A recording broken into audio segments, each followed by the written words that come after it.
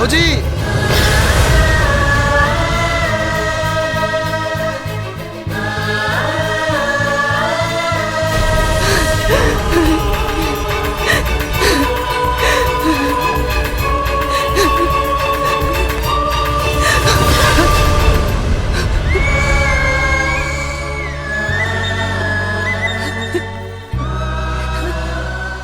का भेल भौजी?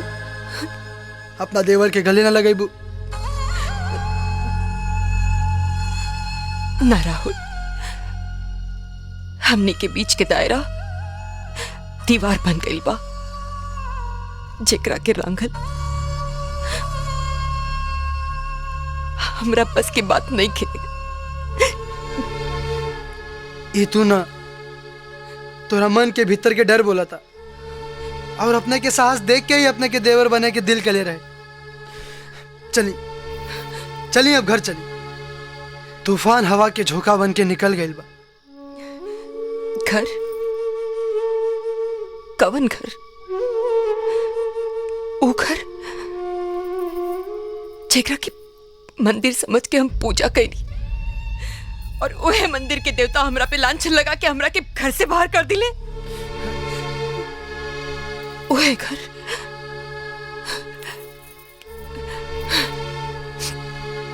एक औरत नैहर में बैठ के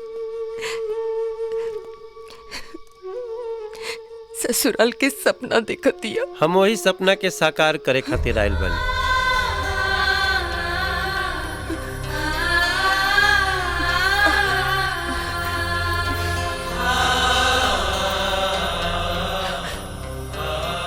पति के रूप में परमेश्वर बन के नाय।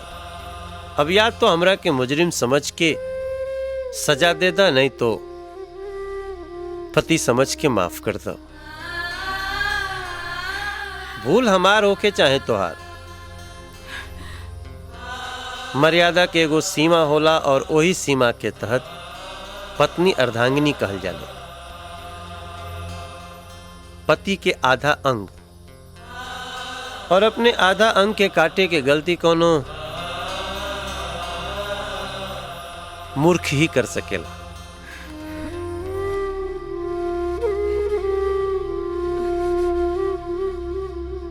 हाँ बेटी, सुबह के भूलल अगर शाम के घर वापस आ जाए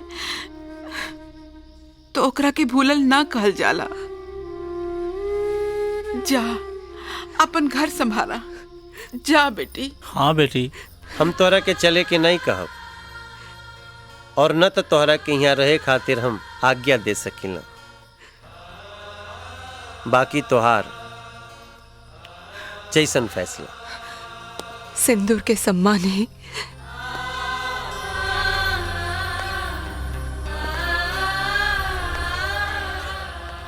एक औरत के चौखट से मरगट तक ले जाले। बस एगो बिनती बा कि आज से हमने के रिश्ता तेवर पहुंचाई के ना,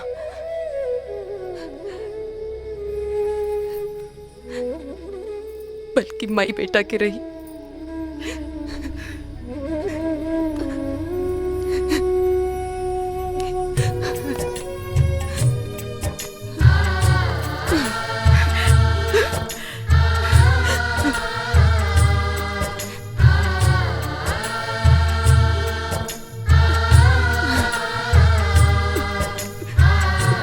भौजी